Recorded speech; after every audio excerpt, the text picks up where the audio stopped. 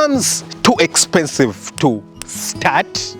Well, in today's video, that's the question I'm going to be answering. I mean, a lot of times recently, I get a lot of people inboxing me and a lot of people complaining, saying that, you know, they want to start farms, but honestly speaking, farms are generally just too expensive. So how do you deal with that? I want to talk about that, and I want to give you guys a genuine, more manageable option, something that you can 100% utilize to get out of the problem of, you know, farms being expensive to start, and you can literally fulfill your dream of starting and owning a farm just like I am right here. So if that is you, stick around until the end of the video. This is going to be a very helpful video. Now, before we get into the video, in case you're wondering who the hell I am, I'm Dr. Daniel, a very, very passionate farmer. I'm a retired medical doctor who is very passionate about farming. So, I mean, on this channel, I train you guys how to start and build a profitable farm. So whether it's poultry, goats and sheep, cattle, you know, a few crops. I honestly don't do too much crops, but I mean, I believe with time I'm going to be talking more and more about it. I teach you and give you, you know, the clues and the cues on how to actually do it as a business. Yeah, I mean, I don't just do it as a hobby. Of course, it's something that I do enjoy and love. I mean, you can see the background. Yeah, very beautiful, being in nature and all this stuff, but it goes just beyond that. You want to learn how to actually start a farm and make money. Put money in your pocket, maybe so that you resign from that job, or maybe so that you get a second, you know, source of income, just so, you know, you can continue living the kind of life that you want. So if you're that kind of person, come on, hit the subscribe button and smash the notification bell so that you don't miss out on a video. All right, let's tackle the question itself, guys. Yeah, is it really true that farms are very expensive to start and run? Now, compared to most businesses outside there, it's very true that farms are expensive, yeah? Because compared to a lot of businesses that you're going to be starting outside there, farms are very capital intensive, like really, really capital intensive. I always give you guys an example. I personally, when I started out, first of all, I didn't have land, but I had the privilege of being let to use my dad's land. So my dad let me use about, you know, a third of an acre on his land, and on there I constructed a chicken house.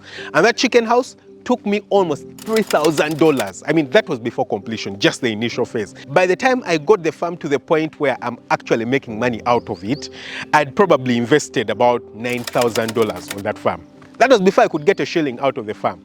Now, $9,000 is actually a lot of money. Now, compare that to a lot of other businesses that you could start with almost no money. I mean, if you want to start, for example, a marketing business, you can start a marketing business with simply using your phone. I mean, if you want to do social media stuff, you can simply utilize your phone. You can start a YouTube channel with your phone. Of course, a YouTube channel is even way more complicated because, I mean, it takes you to be unique and different to actually grow your channel to the point where it's actually making money. Most people, a lot of people try it out, and most of them never get to the point of getting monetized. But what I'm trying to say is that you can start a lot of other things without investing $10,000, yeah, without investing $9,000. There are a lot of many other things that you can start, yeah. When it does come to a farm, though, you know, usually farms require land, and that's the biggest, you know, problem that most farmers face, yeah. Farms require land, whether they're going to be growing crops or looking after animals. Most of them are going to require land. Now, these days, there's like modern types of farming where people grow stuff upwards, they grow stuff in the air, they use pots, they use all this kind of stuff. I mean, yeah, that's certainly a way that you can utilize, but still you'll need a bit of land or to rent land out somewhere. But secondly, you can't do that on a really huge scale. No, you can't. Yeah, you can't. It's going to be really difficult. But just because of that, you know, the land aspect, already you require a lot of land. But let's forget about the land alone, yeah? Let's move to the next thing. The next thing is the equipment, yeah? For me, I do have structures, yeah? I do have structures on my chicken farm, and these are houses. Each of the chicken houses, I don't know if you guys can see them. I mean, that's a chicken house right there, yeah? Each of the chicken houses on this farm costs me about between $5,000 and $6,000. So it's not cheap. Yeah, it's not cheap completely, yeah? So, and then after that, you're going to have to use equipment, growing crops, you're going to get the seeds and all those kinds of things, yeah? So then what's the deal? How does someone actually negotiate these huge barriers? Now, I'll tell you guys, you know, one advantage that people from most parts of Africa and maybe Asia do have over a lot of other places, yeah? The regulation and the rules and the laws in the countries are still not as tough and not as tight, yeah? If, for example, I wanted to start a farm in the UK or, I don't know, in the Netherlands or Canada or the US, it would be way more difficult for me to start. I mean, it's very difficult for small-scale farmers to start in such places, yeah? You might maybe, I don't know, I don't even think it's easy for you to keep stuff in your backyard, based on where you are, yeah? If you're in an urban setting, it's very difficult. Now, if you're in an urban setting, even in Uganda, in an urban setting, you can still do some form of farming. I mean, I keep rabbits in my backyard, yeah? I keep rabbits, and not just a few rabbits, you know, over 30, 40 rabbits in my backyard, yeah? But for some people, that's really difficult. So because of that and the, you know, very little regulation, it means that it's a bit easier for you to start out on a much smaller scale in Africa. And that is the solution, guys, yeah? The solution is actually starting out on as small a scale as you can handle, as small a scale as you can manage. Now, of course, before we go into scales, I know the things you're going to be thinking about and what you're going to be telling me. Hey, Dr. Daniel, you know, if I'm going to start out on a small scale, then I'm not going to be making any money out of it. I want to start out big. I want to start out huge. I want to, you know, be like you know. But I don't have the money. I want to be like you, but I don't have the money. Guys, you need to remember that it's taken me 5 years to get to where I am. And even then, that has been really quick, yeah? Compared to most other people, that has been really quick. So how the hell does someone who is starting out in this day and age, I mean, you might say that when I started out, I was at a time where the farm could grow quickly. And right now, the later we move, then the harder things become. That's a complete myth, yeah? You see, in the past, I mean, I remember when I was personally starting a YouTube channel, for example, the news that was going around on the internet is that it's probably too late for you to start a YouTube channel right now. You know, it's too difficult. It's going to be difficult for you to grow and all that kind of stuff.